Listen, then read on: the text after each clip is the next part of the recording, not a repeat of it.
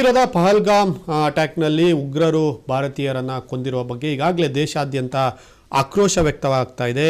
ಇದರ ಬೆನ್ನಲ್ಲೇ ಈಗ ಹಾಸನದ ಹೊಳೆನರಸೀಪುರದ ಅತ್ರಿ ಪ್ರಭಾಕರ್ ಅವರು ಕೇವಲ 3 ನಿಮಿಷದಲ್ಲಿ ತಮ್ಮ ಪ್ರಾಣವನ್ನು ಉಳಿಸಿಕೊಂಡು ಬಂದಿದ್ದಾರೆ.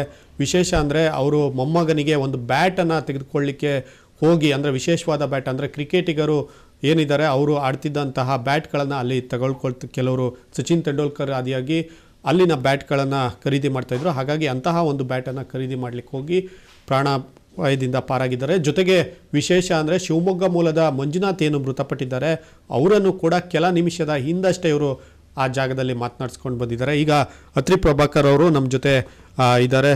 ಸರ್, ಹೇಳಿ, ನಿಮ್ಮ ಅನುಭವ ಏನು? ತಾವು ಹೇಗೆ ಬಚಾವಾದ್ರಿ? ಈ ಬ್ಯಾಟ್ ಮೂಲಕ, ಬ್ಯಾಟಿಂದಲೇ ನಮ್ಮ ಪ್ರಾಣ ಉಳಿದಿದೆ ಅಂತ ಹೇಳ್ತಿದ್ದೀರಾ, ಏನು?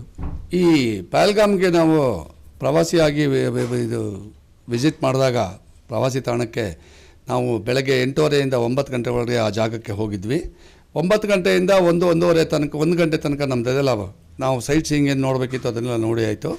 ಅಲ್ಲಿ ಯಾವುದೋ ಒಂದು ಹೋಟೆಲ್ ಮುಂದ್ಗಡೆ ಕಾಶ್ಮೀರಿ ಕಾವಾ ಅಂತ ಒಂದು ಪಾನೀಯವನ್ನು ಕೊಡ್ತಾರೆ. ತುಂಬ ಬಿಸಿ ಬಿಸಿಯಾಗಿರುತ್ತೆ. ಆ ಚಳಿಗೆ ಅದು ಭಾರಿ ಖುಷಿ ಕೊಡುತ್ತೆ. ಅಲ್ಲಿ ಪಾನೀಯವನ್ನು ಕುಡಿದು ನಾನು ನನ್ನ ಮೊಮ್ಮಗನಿಗೆ ಒಂದು ಬ್ಯಾಟ್ ತೊಗೋಬೇಕು ಅನ್ನೋ ಒಂದು ಕಾನ್ಸೆಪ್ಟಲ್ಲಿ ಕೇವಲ 3 ನಿಮಿಷದ ಮುಂಚೆ ನಾವೆಲ್ಲ ನಮ್ಮ ಟ್ರೂಪು, ನಾವೇನು ಹೋಗಿರ್ತಕ್ಕಂಥ 39 ಜನ ಟ್ರೂಪಲ್ಲಿ 22 ಜನ ಹೆಣ್ಮಕ್ಳೇ ಇದ್ದರು, ಇನ್ನು ಮಿಕ್ಕಿದವ್ರು ಗಂಡು ಮಕ್ಕಳಿದ್ದರು. ಸೊ ಅವರೆಲ್ಲ ನಾವು ಎಲ್ಲ ಬ್ಯಾಟ್ ತೊಗೋಬೇಕು ಅಂತ ಹೇಳ್ಬಿಟ್ಟು ನಾವೆಲ್ಲ ಆ ಜಾಗವನ್ನು ನಾವು ಕೇವಲ 3 ನಿಮಿಷದಲ್ಲಿ ನಾವು ಬಿಟ್ವಿ. 1.5 ಕಿಲೋಮೀಟ್ರಿಂದ 1.5 ಕಿಲೋಮೀಟರ್ ಅಷ್ಟು ನಾವು ಪ್ರಯಾಣ ಮಾಡಿರ್ಬೋದು. ಅದು ಎದುರುಗಡೆಯಿಂದ ಎಲ್ಲ ಮಿಲಿಟ್ರಿ ವ್ಯಾನ್ಗಳು ಅವು ಎಲ್ಲ ತುಂಬ ರ್ಯಾಶಾಗಿ ಬರ್ತಾಯಿದ್ವು. ನಾವು ನಮ್ಮ ಸ್ಥಳೀಯ ಡ್ರೈವರ್ನ ಅಥವಾ ಇವನ್ ಚಾಲಕನನ್ನು ನಾವು ಕೇಳಲಾಗಿ, ಏನಪ್ಪ ಇಷ್ಟೆಲ್ಲ ಗಲಾಟೆ ಅಂತಂದಾಗ ಅವನು ಅವ್ರ ಕಡೆಯವ್ರಿಗೆ ಯಾರಿಗೋ ಫೋನ್ ಮಾಡಿ ಕೇಳಲಾಗಿ, ನಾವು ಎಲ್ಲಿ ಕಾಶ್ಮೀರಿ ಕಾವಾ ಕುಡಿತಾ ಇದ್ವಿ, ಟೀ ಕುಡಿತಾ ಇದ್ವಿ, ಆ ಜಾಗದಲ್ಲೇ ಉಗ್ರರು ಅಟ್ಯಾಕ್ ಮಾಡಿದ್ದಾರೆ, ತುಂಬ ಜನ ಸಾಯಿಸ್ತಾ ಇದ್ದಾರೆ ಅಂತ ವಿಚಾರ ತಿಳ್ಕೊಂತು. ಆವಾಗ ನಾವು ಒಂದು ಲೆವೆಲ್ಗೆ ಹೆದರಿಕೆಯಿಂದ ನಾವು ಬಳಲಬೇಕಾದಂಥ ಪರಿಸ್ಥಿತಿ ಆ ತಕ್ಷಣಕ್ಕೆ ನಿರ್ಮಾಣವಾಗಿತ್ತು. ಹಾಗೆ ಸರ್, ತಾವು ಹೇಳಿದರೆ ಮಂಜುನಾಥ್ ಅವರು ಕೂಡ ನಮಗೆ ಸಿಕ್ಕಿದ್ರು ಆ ಕ್ಷಣದಲ್ಲಿ. ಜಸ್ಟ್ ನಾವು ಆಚೆ ಬರ್ತಿದ್ವಿ, ಅವರು ಆ ಒಂದು ಸ್ಥಳಕ್ಕೆ ಎಂಟ್ರಿ ಆದರು ಅಂತ. ಆ ಕ್ಷಣ ಹೇಗಿತ್ತು? ನಾವು ನಮ್ಮ ಎಲ್ಲ ಪ್ರವಾಸಿಗರನ್ನ ಕರ್ಕೊಂಡು ನಾವು ಆಚೆ ಕಡೆ ಬರ್ತಾಯಿದ್ವಿ. ಎದುರುಗಡೆಯಿಂದ ಮಂಜುನಾಥ್ ಅವರು ಎದುರುಗಡೆ ನಮಗೆ ಸಿಕ್ಕಿದ್ರು. ಅವರು ಕನ್ನಡದಲ್ಲಿ ಮಾತಾಡ್ತಾಯಿದ್ರು. ಅವ್ರ ಫ್ಯಾಮಿಲಿ, ಅವ್ರ ಜೊತೆ ಬಂದಿರತಕ್ಕಂಥವರೆಲ್ಲ ಕನ್ನಡದಲ್ಲಿ ಮಾತಾಡ್ತಾಯಿದ್ರು. ಈ ಕನ್ನಡಿಗನಿಗೆ ಒಂದು ಹುಚ್ಚು ಏನಂದರೆ, ಯಾರೋ ಬೇರೆ ದೇಶಗಳಲ್ಲಿ ಅಥವಾ ಬೇರೆ ಜಾಗದಲ್ಲಿ ಕನ್ನಡವನ್ನು ಮಾತಾಡ್ತಕ್ಕಂಥ ವ್ಯಕ್ತಿ ಯಾರು ಸಿಕ್ಕಿದ್ರು ಮಾತಾಡಿಸ್ಬೇಕು ಅನ್ನೋ ಒಂದು ಅಭಿಮಾನ ಇದ್ದೇ ಇರುತ್ತೆ.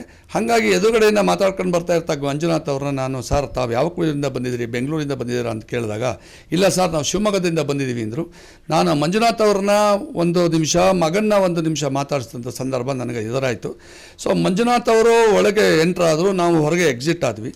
ಸೊ ಆಮೇಲೆ ನಾನು ನಮ್ಮೂರಿಗೆ ಬಂದು ನಮ್ಮನೆ TV ಆನ್ ಮಾಡಿದಾಗಲೇ ಮಂಜುನಾಥ್ ಅವ್ರನ್ನ ಹೊಡೆದಾಕಿದ್ದಾರೆ ಅಂತ ಗೊತ್ತಾಯಿತು. ಇದು ಅತೀವ ದುಃಖ ಮತ್ತು ಅತೀವ ಕೋಪವನ್ನು ಬರೆಸ್ತಕ್ಕಂಥ ಇನ್ಸಿಡೆಂಟ್ ನಡೀತು ಅಂತ ನನಗನ್ಸುತ್ತೆ ಸರ್. ಸರ್, ಈಗ ಅವರು ತಾವಲ್ಲಿ ನೋಡಿದ್ರಿ, ಬಹುಶಃ ಅಲ್ಲಿ ನಡ್ಕೊಂಡು ಹೋಗೋಕೆ ಕಿರಿದಾದ ಜಾಗಗಳಿದೆ, ಅದೇ ಪ್ಲೇಸ್ನ ಯಾಕೆ ಆಯ್ಕೆ ಮಾಡ್ಕೊಂಡಿರ್ಬೋದು ಅನ್ಸುತ್ತೆ? ನೀವು ಸ್ವತಃ ಹೋಗಿ ಬಂದಿರಾ ಆ ಕ್ಷಣದಲ್ಲಿ? ನನ್ನ ಊಹೆಯ ಪ್ರಕಾರ ಅಲ್ಲಿ ಆ ಬೆಟ್ಟಕ್ಕೆ ಹತ್ತಬೇಕಾದ್ರೆ, ಐಸ್ ಮೇಲೆ ಆಟ ಆಡೋದಕ್ಕೆ ಹತ್ತಬೇಕಾದ್ರೆ ಬರೀ 3.5 4 ಜಾಗ ಇತ್ತು. ಅಲ್ಲಿ ಪ್ರತಿಯೊಬ್ಬರು ಕೂಡ ವ್ಯಾಪಾರಸ್ಥರು, ಸ್ಥಳೀಯರು ಎಲ್ಲರೂ ಇರ್ತಾಯಿದ್ರು.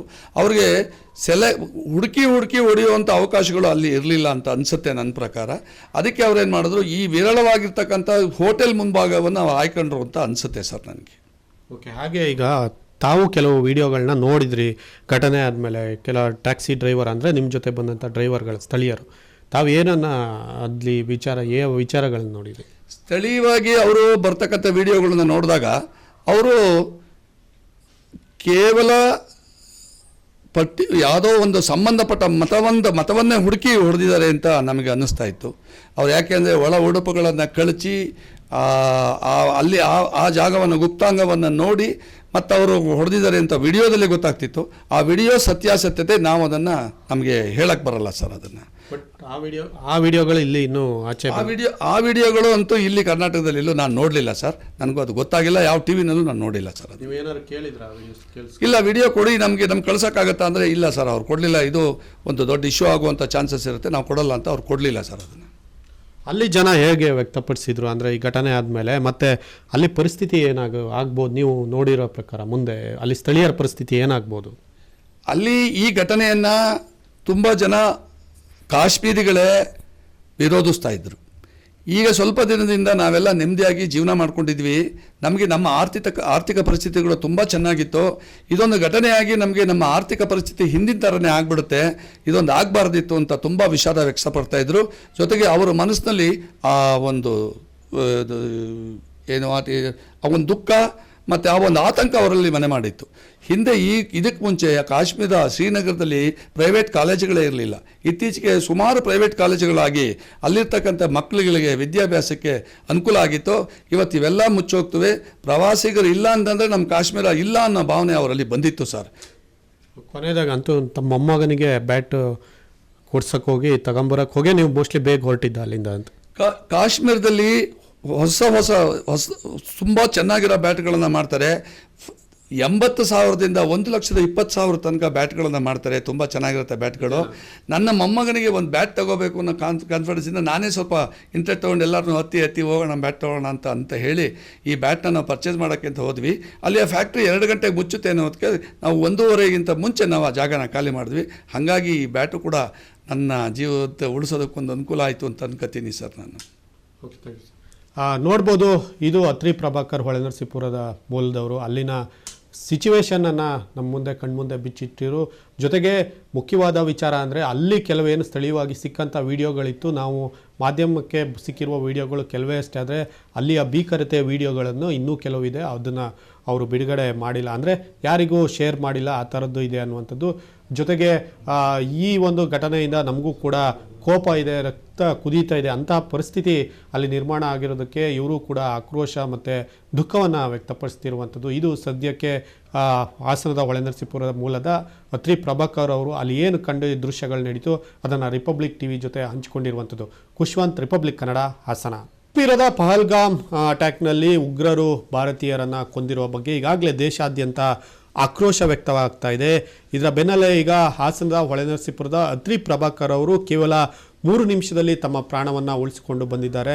ವಿಶೇಷ ಅಂದರೆ ಅವರು ಮೊಮ್ಮಗನಿಗೆ ಒಂದು ಬ್ಯಾಟನ್ನು ತೆಗೆದುಕೊಳ್ಳಿಕ್ಕೆ ಹೋಗಿ, ಅಂದರೆ ವಿಶೇಷವಾದ ಬ್ಯಾಟ್, ಅಂದರೆ ಕ್ರಿಕೆಟಿಗರು ಏನಿದ್ದಾರೆ ಅವರು ಆಡ್ತಿದ್ದಂತಹ ಬ್ಯಾಟ್ಗಳನ್ನು ಅಲ್ಲಿ ಕೆಲವರು ಸಚಿನ್ ತೆಂಡೂಲ್ಕರ್ ಆದಿಯಾಗಿ ಅಲ್ಲಿನ ಬ್ಯಾಟ್ಗಳನ್ನು ಖರೀದಿ ಮಾಡ್ತಾಯಿದ್ರು. ಹಾಗಾಗಿ ಅಂತಹ ಒಂದು ಬ್ಯಾಟನ್ನು ಖರೀದಿ ಮಾಡಲಿಕ್ಕೆ ಹೋಗಿ ಪ್ರಾಣಾಪಾಯದಿಂದ ಪಾರಾಗಿದ್ದಾರೆ. ಜೊತೆಗೆ ವಿಶೇಷ ಅಂದರೆ ಶಿವಮೊಗ್ಗ ಮೂಲದ ಮಂಜುನಾಥ್ ಏನು ಮೃತಪಟ್ಟಿದ್ದಾರೆ ಅವರನ್ನು ಕೂಡ ಕೆಲ ನಿಮಿಷದ ಹಿಂದಷ್ಟೇ ಇವರು ಆ ಜಾಗದಲ್ಲಿ ಮಾತನಾಡಿಸ್ಕೊಂಡು ಬಂದಿದ್ದಾರೆ. ಈಗ ಅತ್ರಿ ಪ್ರಭಾಕರ್ ಅವರು ನಮ್ಮ ಜೊತೆ ಇದ್ದಾರೆ. ಸರ್, ಹೇಳಿ, ನಿಮ್ಮ ಅನುಭವ ಏನು? ತಾವು ಹೇಗೆ ಬಚಾವಾದ್ರಿ ಈ ಬ್ಯಾಟ್ ಮೂಲಕ? ಬ್ಯಾಟಿಂದಲೇ ನಮ್ಮ ಪ್ರಾಣ ಉಳಿದಿದೆ ಅಂತ ಹೇಳ್ತಿದ್ದೀರಾ, ಏನು? ಈ ಪಹಲ್ಗಾಮ್ಗೆ ನಾವು ಪ್ರವಾಸಿಯಾಗಿ ಇದು ವಿಸಿಟ್ ಮಾಡಿದಾಗ ಪ್ರವಾಸಿ ತಾಣಕ್ಕೆ ನಾವು ಬೆಳಗ್ಗೆ 8:30ಯಿಂದ 9 ಗಂಟೆವರೆಗೆ ಆ ಜಾಗಕ್ಕೆ ಹೋಗಿದ್ವಿ. 9 ಗಂಟೆಯಿಂದ 1-1:30 ತನಕ 1 ಗಂಟೆ ತನಕ ನಮ್ಮದೆಲ್ಲ ನಾವು ಸೈಟ್ ಸೀಯಿಂಗ್ ಏನು ನೋಡಬೇಕಿತ್ತು ಅದನ್ನೆಲ್ಲ ನೋಡಿ ಆಯಿತು. ಅಲ್ಲಿ ಯಾವುದೋ ಒಂದು ಹೋಟೆಲ್ ಮುಂದ್ಗಡೆ ಕಾಶ್ಮೀರಿ ಕಾವಾ ಅಂತ ಒಂದು ಪಾನೀಯವನ್ನು ಕೊಡ್ತಾರೆ. ತುಂಬ ಬಿಸಿಯಾಗಿರುತ್ತೆ. ಆ ಚಳಿಗೆ ಅದು ಭಾರಿ ಖುಷಿ ಕೊಡುತ್ತೆ. ಅಲ್ಲಿ ಪಾನೀಯವನ್ನು ಕುಡಿದು ನಾವು ನನ್ನ ಮೊಮ್ಮಗನಿಗೆ ಒಂದು ಬ್ಯಾಟ್ ತೊಗೋಬೇಕು ಅನ್ನೋ ಒಂದು ಕಾನ್ಸೆಪ್ಟಲ್ಲಿ ಕೇವಲ 3 ನಿಮಿಷದ ಮುಂಚೆ ನಾವೆಲ್ಲ ನಮ್ಮ ಟ್ರೂಪು, ನಾವೇನು ಹೋಗಿರ್ತಕ್ಕಂಥ 39 ಜನ ಟ್ರೂಪಲ್ಲಿ 22 ಜನ ಹೆಣ್ಮಕ್ಳೇ ಇದ್ದರು, ಇನ್ನು ಮಿಕ್ಕಿದವ್ರು ಗಂಡು ಮಕ್ಕಳಿದ್ದರು. ಸೊ ಅವರೆಲ್ಲ ನಾವು ಎಲ್ಲ ಬ್ಯಾಟ್ ತೊಗೋಬೇಕು ಅಂತ ಹೇಳ್ಬಿಟ್ಟು ನಾವೆಲ್ಲ ಆ ಜಾಗವನ್ನು ನಾವು ಕೇವಲ 3 ನಿಮಿಷದಲ್ಲಿ ನಾವು ಬಿಟ್ವಿ. 1 ಕಿಲೋಮೀಟ್ರಿಂದ 1.5 ಕಿಲೋಮೀಟರ್ ಅಷ್ಟು ನಾವು ಪ್ರಯಾಣ ಮಾಡಿರ್ಬೋದು. ಅದಕ್ಕೆ ಎದುರುಗಡೆಯಿಂದ ಎಲ್ಲ ಮಿಲಿಟ್ರಿ ವ್ಯಾನ್ಗಳು ಇವೆಲ್ಲ ತುಂಬ ರ್ಯಾಶ್ ಆಗಿ ಬರ್ತಾಯಿದ್ವಿ. ನಾವು ನಮ್ಮ ಸ್ಥಳೀಯ ಡ್ರೈವರ್ನ ಅಥವಾ ಇವನ್ ಚಾಲಕನನ್ನು ನಾವು ಕೇಳಲಾಗಿ, ಏನಪ್ಪ ಇಷ್ಟೆಲ್ಲ ಗಲಾಟೆ ಅಂತಂದಾಗ ಅವನು ಅವ್ರ ಕಡೆಯವ್ರಿಗೆ ಯಾರಿಗೋ ಫೋನ್ ಮಾಡಿ ಕೇಳಲಾಗಿ, ನಾವು ಎಲ್ಲಿ ಕಾಶ್ಮೀರಿ ಕಾವಾ ಟೀ ಕುಡಿತಾ ಇದ್ವಿ ಆ ಜಾಗದಲ್ಲೇ ಉಗ್ರರು ಅಟ್ಯಾಕ್ ಮಾಡಿದ್ದಾರೆ, ತುಂಬ ಜನ ಸಾಯಿಸ್ತಾ ಇದ್ದಾರೆ ಅಂತ ವಿಚಾರ ತಿಳ್ಕೊಂತು. ಆವಾಗ ನಾವು ಒಂದು ಲೆವೆಲ್ಗೆ ಹೆದರಿಕೆಯಿಂದ ನಾವು ಬಳಲಬೇಕಾದಂಥ ಪರಿಸ್ಥಿತಿ ಆ ತಕ್ಷಣಕ್ಕೆ ನಿರ್ಮಾಣವಾಗಿತ್ತು. ಹಾಗೆ ಸರ್, ತಾವು ಹೇಳಿದ್ರಿ ಮಂಜುನಾಥ್ ಅವರು ಕೂಡ ನಮಗೆ ಸಿಕ್ಕಿದ್ರು. ಆ ಕ್ಷಣದಲ್ಲಿ ಜಸ್ಟ್ ನಾವು ಆಚೆ ಬರ್ತಿದ್ವಿ, ಅವರು ಆ ಒಂದು ಸ್ಥಳಕ್ಕೆ ಎಂಟ್ರಿ ಆದರು ಅಂತ. ಆ ಕ್ಷಣ ಹೇಗಿತ್ತು? ನಾವು ನಮ್ಮ ಎಲ್ಲ ಪ್ರವಾಸಿಗರನ್ನ ಕರ್ಕೊಂಡು ನಾವು ಆಚೆ ಕಡೆ ಬರ್ತಾಯಿದ್ವಿ. ಎದುರುಗಡೆಯಿಂದ ಮಂಜುನಾಥ್ ಅವರು ಎದುರುಗಡೆ ನಮಗೆ ಸಿಕ್ಕಿದ್ರು. ಅವರು ಕನ್ನಡದಲ್ಲಿ ಮಾತಾಡ್ತಾಯಿದ್ರು. ಅವ್ರ ಫ್ಯಾಮಿಲಿ, ಅವ್ರ ಜೊತೆ ಬಂದಿರತಕ್ಕಂಥವರೆಲ್ಲ ಕನ್ನಡದಲ್ಲಿ ಮಾತಾಡ್ತಾಯಿದ್ರು. ಈ ಕನ್ನಡಿಗನಿಗೆ ಒಂದು ಹುಚ್ಚು ಏನಂದರೆ, ಯಾರೋ ಬೇರೆ ದೇಶಗಳಲ್ಲಿ ಅಥವಾ ಬೇರೆ ಜಾಗದಲ್ಲಿ ಕನ್ನಡವನ್ನು ಮಾತಾಡ್ತಕ್ಕಂಥ ವ್ಯಕ್ತಿ ಯಾರು ಸಿಕ್ಕಿದ್ರು ಮಾತಾಡಿಸ್ಬೇಕು ಅನ್ನೋ ಒಂದು ಅಭಿಮಾನ ಇದ್ದೇ ಇರುತ್ತೆ. ಹಾಗಾಗಿ ಎದುರುಗಡೆಯಿಂದ ಮಾತಾಡ್ಕೊಂಡು ಬರ್ತಾ ಇರ್ತಾ ಮಂಜುನಾಥ್ ಅವ್ರನ್ನ ನಾನು, ಸರ್ ತಾವು ಯಾವ ಊರಿಂದ ಬಂದಿದ್ದೀರಿ, ಬೆಂಗಳೂರಿಂದ ಬಂದಿದ್ದೀರಾ ಅಂತ ಕೇಳಿದಾಗ, ಇಲ್ಲ ಸರ್ ನಾವು ಶಿವಮೊಗ್ಗದಿಂದ ಬಂದಿದ್ದೀವಿ ಅಂದರು. ನಾನು ಮಂಜುನಾಥ್ ಅವ್ರನ್ನ ಒಂದು ನಿಮಿಷ, ಮಗನ್ನ ಒಂದು ನಿಮಿಷ ಮಾತಾಡಿಸಿದಂಥ ಸಂದರ್ಭ ನನಗೆ ಎದುರಾಯಿತು. ಸೊ ಮಂಜುನಾಥ್ ಅವರು ಒಳಗೆ ಎಂಟ್ರ್ ಆದರು, ನಾವು ಹೊರಗೆ ಎಕ್ಸಿಟ್ ಆದ್ವಿ. ಸೊ ಆಮೇಲೆ ನಾನು ನಮ್ಮೂರಿಗೆ ಬಂದು ನಮ್ಮನೆ ಟಿ ವಿ ಆನ್ ಮಾಡಿದಾಗಲೇ ಮಂಜುನಾಥ್ ಅವ್ರನ್ನ ಹೊಡೆದಾಕಿದ್ದಾರೆ ಅಂತ ಗೊತ್ತಾಯಿತು. ಇದು ಅತೀವ ದುಃಖ ಮತ್ತು ಅತೀವ ಕೋಪವನ್ನು ಬರೆಸ್ತಕ್ಕಂಥ ಇನ್ಸಿಡೆಂಟ್ ನಡೀತು ಅಂತ ನನಗನ್ಸುತ್ತೆ ಸರ್. ಸರ್, ಈಗ ಅವರು ತಾವು ಅಲ್ಲಿ ನೋಡಿದ್ರಿ, ಬಹುಶಃ ಅಲ್ಲಿ ನಡ್ಕೊಂಡು ಹೋಗೋಕೆ ಕಿರಿದಾದ ಜಾಗಗಳಿದೆ, ಅದೇ ಪ್ಲೇಸ್ನ ಯಾಕೆ ಆಯ್ಕೆ ಮಾಡ್ಕೊಂಡಿರ್ಬೋದು ಅನ್ಸುತ್ತೆ? ನೀವು ಸ್ವತಃ ಹೋಗಿ ಬಂದಿರಾ ಆ ಕ್ಷಣದಲ್ಲಿ? ನನ್ನ ಊಹೆಯ ಪ್ರಕಾರ ಅಲ್ಲಿ ಆ ಬೆಟ್ಟಕ್ಕೆ ಹತ್ತಬೇಕಾದ್ರೆ, ಐಸ್ ಮೇಲೆ ಆಟ ಆಡೋದಕ್ಕೆ ಹತ್ತಬೇಕಾದ್ರೆ ಬರೀ 3.5 4 ಅಡಿ ಜಾಗ ಇತ್ತು. ಅಲ್ಲಿ ಪ್ರತಿಯೊಬ್ಬರು ಕೂಡ ವ್ಯಾಪಾರಸ್ಥರು, ಸ್ಥಳೀಯರು ಎಲ್ಲರೂ ಇರ್ತಾಯಿದ್ರು. ಅವ್ರಿಗೆ ಹುಡುಕಿ ಹೊಡೆಯುವಂಥ ಅವಕಾಶಗಳು ಅಲ್ಲಿ ಇರಲಿಲ್ಲ ಅಂತ ಅನಿಸುತ್ತೆ ನನ್ನ ಪ್ರಕಾರ. ಅದಕ್ಕೆ ಅವ್ರೇನು ಮಾಡಿದ್ರು, ಈ ವಿರಳವಾಗಿರ್ತಕ್ಕಂಥ ಹೋಟೆಲ್ ಮುಂಭಾಗವನ್ನು ಆಯ್ಕೊಂಡ್ರು ಅಂತ ಅನಿಸುತ್ತೆ ಸರ್ ನನಗೆ. ಓಕೆ, ಹಾಗೆ ಈಗ ತಾವು ಕೆಲವು ವಿಡಿಯೋಗಳನ್ನ ನೋಡಿದ್ರಿ ಘಟನೆ ಆದಮೇಲೆ. ಕೆಲ ಟ್ಯಾಕ್ಸಿ ಡ್ರೈವರ್ ಅಂದರೆ ನಿಮ್ಮ ಜೊತೆ ಬಂದಂಥ ಡ್ರೈವರ್ಗಳು ಸ್ಥಳೀಯರು, ತಾವು ಏನನ್ನ ಅಲ್ಲಿ ವಿಚಾರಗಳನ್ನ ನೋಡಿದ್ರಿ? ಸ್ಥಳೀಯವಾಗಿ ಅವರು ಬರ್ತಕ್ಕಂಥ ವಿಡಿಯೋಗಳನ್ನ ನೋಡಿದಾಗ ಅವರು ಕೇವಲ ಯಾವುದೋ ಒಂದು ಸಂಬಂಧಪಟ್ಟ ಮತವನ್ನೇ ಹುಡುಕಿ ಹೊಡೆದಿದ್ದಾರೆ ಅಂತ ನಮಗೆ ಅನ್ನಿಸ್ತಾ ಇತ್ತು. ಅವ್ರು ಯಾಕೆಂದರೆ ಒಳ ಉಡುಪುಗಳನ್ನು ಕಳಚಿ ಅಲ್ಲಿ ಆ ಜಾಗವನ್ನು, ಗುಪ್ತಾಂಗವನ್ನು ನೋಡಿ ಮತ್ತು ಅವರು ಹೊಡೆದಿದ್ದಾರೆ ಅಂತ ವಿಡಿಯೋದಲ್ಲಿ ಗೊತ್ತಾಗ್ತಿತ್ತು. ಆ ವಿಡಿಯೋ ಸತ್ಯಾಸತ್ಯತೆ ನಾವು ಅದನ್ನು ನಮಗೆ ಹೇಳಕ್ಕೆ ಬರಲ್ಲ ಸರ್. ಅದನ್ನು ಬಟ್ ಆ ವಿಡಿಯೋಗಳು ಇಲ್ಲಿ ಇನ್ನೂ ಆಚೆ ಆ ವಿಡಿಯೋಗಳು ಅಂತೂ ಇಲ್ಲಿ ಕರ್ನಾಟಕದಲ್ಲಿ ಎಲ್ಲೂ ನಾನು ನೋಡಲಿಲ್ಲ ಸರ್. ನನಗೂ ಅದು ಗೊತ್ತಾಗಿಲ್ಲ, ಯಾವ ಟಿ ವಿನಲ್ಲೂ ನಾನು ನೋಡಿಲ್ಲ ಸರ್. ಅದು ನೀವೇನಾದ್ರು ಕೇಳಿದ್ರಾ? ಇಲ್ಲ, ವಿಡಿಯೋ ಕೊಡಿ ನಮಗೆ ಕಳ್ಸೋಕ್ಕಾಗತ್ತಾ ಅಂದರೆ ಇಲ್ಲ ಸರ್, ಅವ್ರು ಕೊಡಲಿಲ್ಲ. ಇದು ಒಂದು ದೊಡ್ಡ ಇಶ್ಯೂ ಆಗುವಂಥ ಚಾನ್ಸಸ್ ಇರುತ್ತೆ, ನಾವು ಕೊಡಲ್ಲ ಅಂತ ಅವ್ರು ಕೊಡಲಿಲ್ಲ ಸರ್. ಅದನ್ನು ಅಲ್ಲಿ ಜನ ಹೇಗೆ ವ್ಯಕ್ತಪಡಿಸಿದ್ರು ಅಂದರೆ ಈ ಘಟನೆ ಆದಮೇಲೆ, ಮತ್ತು ಅಲ್ಲಿ ಪರಿಸ್ಥಿತಿ ಆಗ್ಬೋದು ನೀವು ನೋಡಿರೋ ಪ್ರಕಾರ? ಮುಂದೆ ಅಲ್ಲಿ ಸ್ಥಳೀಯರ ಪರಿಸ್ಥಿತಿ ಏನಾಗ್ಬೋದು? ಅಲ್ಲಿ ಈ ಘಟನೆಯನ್ನು ತುಂಬ ಜನ ಕಾಶ್ಮೀರಿಗಳೇ ವಿರೋಧಿಸ್ತಾ ಇದ್ದರು. ಈಗ ಸ್ವಲ್ಪ ದಿನದಿಂದ ನಾವೆಲ್ಲ ನೆಮ್ಮದಿಯಾಗಿ ಜೀವನ ಮಾಡ್ಕೊಂಡಿದ್ವಿ, ನಮಗೆ ನಮ್ಮ ಆರ್ಥಿಕ ಪರಿಸ್ಥಿತಿಗಳು ತುಂಬ ಚೆನ್ನಾಗಿತ್ತು. ಇದೊಂದು ಘಟನೆಯಾಗಿ ನಮಗೆ ನಮ್ಮ ಆರ್ಥಿಕ ಪರಿಸ್ಥಿತಿ ಹಿಂದಿನ ಥರನೇ ಆಗಿಬಿಡುತ್ತೆ, ಇದೊಂದು ಆಗಬಾರ್ದಿತ್ತು ಅಂತ ತುಂಬ ವಿಷಾದ ವ್ಯಕ್ತಪಡ್ತಾಯಿದ್ರು. ಜೊತೆಗೆ ಅವರ ಮನಸ್ಸಿನಲ್ಲಿ ಆ ಒಂದು ಆ ಒಂದು ದುಃಖ ಮತ್ತು ಆ ಒಂದು ಆತಂಕ ಅವರಲ್ಲಿ ಮನೆ ಮಾಡಿತ್ತು. ಹಿಂದೆ ಇದಕ್ಕೆ ಮುಂಚೆ ಕಾಶ್ಮೀರ ಶ್ರೀನಗರದಲ್ಲಿ ಪ್ರೈವೇಟ್ ಕಾಲೇಜುಗಳೇ ಇರಲಿಲ್ಲ.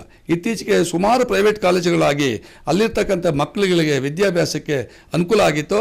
ಇವತ್ತು ಇವೆಲ್ಲ ಮುಚ್ಚೋಗ್ತವೆ. ಪ್ರವಾಸಿಗರು ಇಲ್ಲ ಅಂತಂದರೆ ನಮ್ಮ ಕಾಶ್ಮೀರ ಇಲ್ಲ ಅನ್ನೋ ಭಾವನೆ ಅವರಲ್ಲಿ ಬಂದಿತ್ತು ಸರ್. ಕೊನೆಯದಾಗ ಅಂತೂ ತಮ್ಮ ಮೊಮ್ಮಗನಿಗೆ ಬ್ಯಾಟ್ ಕೊಡ್ಸಕ್ಕೆ ಹೋಗಿ ತಗೊಂಬರಕ್ಕೆ ಹೋಗಿ ನೀವು ಮೋಸ್ಟ್ಲಿ ಬೇಗ ಹೊರಟಿದ್ದ ಅಲ್ಲಿಂದ ಅಂತ. ಕಾಶ್ಮೀರದಲ್ಲಿ ಹೊಸ ತುಂಬ ಚೆನ್ನಾಗಿರೋ ಬ್ಯಾಟ್ಗಳನ್ನು ಮಾಡ್ತಾರೆ. 80,000ದಿಂದ 1,20,000 ತನಕ ಬ್ಯಾಟ್ಗಳನ್ನು ಮಾಡ್ತಾರೆ. ತುಂಬ ಚೆನ್ನಾಗಿರುತ್ತೆ ಬ್ಯಾಟ್ಗಳು. ನನ್ನ ಮೊಮ್ಮಗನಿಗೆ ಒಂದು ಬ್ಯಾಟ್ ತೊಗೋಬೇಕು ಅನ್ನೋ ಕಾನ್ಫಿಡೆನ್ಸಿಂದ ನಾನೇ ಸ್ವಲ್ಪ ಇಂಟ್ರೆಸ್ಟ್ ತೊಗೊಂಡು ಎಲ್ಲರೂ ಹತ್ತಿ ಹೋಗೋಣ ಬ್ಯಾಟ್ ತೊಗೊಳ್ಳೋಣ ಅಂತ ಹೇಳಿ ಈ ಬ್ಯಾಟ್ನ ನಾವು ಪರ್ಚೇಸ್ ಮಾಡೋಕ್ಕೆ ಅಂತ ಹೋದ್ವಿ. ಅಲ್ಲಿ ಆ ಫ್ಯಾಕ್ಟ್ರಿ 2 ಗಂಟೆಗೆ ಮುಚ್ಚುತ್ತೆ ಅನ್ನೋದಕ್ಕೆ ನಾವು 1:30ಗಿಂತ ಮುಂಚೆ ನಾವು ಆ ಜಾಗನ ಖಾಲಿ ಮಾಡಿದ್ವಿ. ಹಾಗಾಗಿ ಈ ಬ್ಯಾಟು ಕೂಡ ನನ್ನ ಜೀವದ ಉಳಿಸೋದಕ್ಕೊಂದು ಅನುಕೂಲ ಆಯಿತು ಅಂತ ಅನ್ಕೋತೀನಿ ಸರ್ ನಾನು. Okay, thank you sir. ನೋಡ್ಬೋದು, ಇದು ಅತ್ರಿ ಪ್ರಭಾಕರ್ ಹೊಳೆನರಸೀಪುರದ ಮೂಲದವರು. ಅಲ್ಲಿನ ಸಿಚುವೇಶನನ್ನು ನಮ್ಮ ಮುಂದೆ ಕಣ್ಮುಂದೆ ಬಿಚ್ಚಿಟ್ಟಿರು. ಜೊತೆಗೆ ಮುಖ್ಯವಾದ ವಿಚಾರ ಅಂದರೆ ಅಲ್ಲಿ ಕೆಲವೇನು ಸ್ಥಳೀಯವಾಗಿ ಸಿಕ್ಕಂಥ ವಿಡಿಯೋಗಳಿತ್ತು. ನಾವು ಮಾಧ್ಯಮಕ್ಕೆ ಸಿಕ್ಕಿರುವ ವಿಡಿಯೋಗಳು ಕೆಲವೇ ಅಷ್ಟೇ, ಆದರೆ ಅಲ್ಲಿಯ ಭೀಕರತೆಯ ವಿಡಿಯೋಗಳನ್ನು ಇನ್ನೂ ಕೆಲವಿದೆ, ಅದನ್ನು ಅವರು ಬಿಡುಗಡೆ ಮಾಡಿಲ್ಲ, ಅಂದರೆ ಯಾರಿಗೂ ಶೇರ್ ಮಾಡಿಲ್ಲ, ಆ ಥರದ್ದು ಇದೆ ಅನ್ನುವಂಥದ್ದು. ಜೊತೆಗೆ ಈ ಒಂದು ಘಟನೆಯಿಂದ ನಮಗೂ ಕೂಡ ಕೋಪ ಇದೆ, ರಕ್ತ ಕುದೀತಾ ಇದೆ. ಅಂತಹ ಪರಿಸ್ಥಿತಿ ಅಲ್ಲಿ ನಿರ್ಮಾಣ ಆಗಿರೋದಕ್ಕೆ ಇವರು ಕೂಡ ಆಕ್ರೋಶ ಮತ್ತು ದುಃಖವನ್ನು ವ್ಯಕ್ತಪಡಿಸ್ತಿರುವಂಥದ್ದು. ಇದು ಸದ್ಯಕ್ಕೆ ಹಾಸನದ ಹೊಳೆನರಸೀಪುರದ ಮೂಲದ ಅತ್ರಿ ಪ್ರಭಾಕರ್ ಅವರು ಅಲ್ಲಿ ಏನು ಕಂಡು ದೃಶ್ಯಗಳು ನಡೀತು ಅದನ್ನು ರಿಪಬ್ಲಿಕ್ ಟಿವಿ ಜೊತೆ ಹಂಚಿಕೊಂಡಿರುವಂಥದ್ದು. ಖುಷ್ವಂತ್, ರಿಪಬ್ಲಿಕ್ ಕನ್ನಡ, ಹಾಸನ.